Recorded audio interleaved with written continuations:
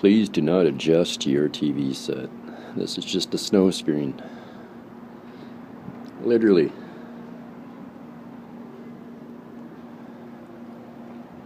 We're having a little bit of a snowstorm in Toronto.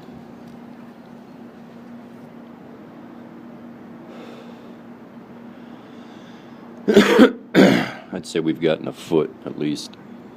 12 inches. 12 to 15.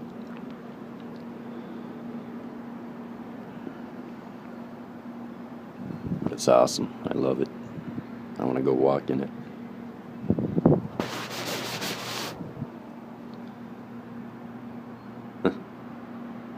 It's just a whiteout. Just a whiteout.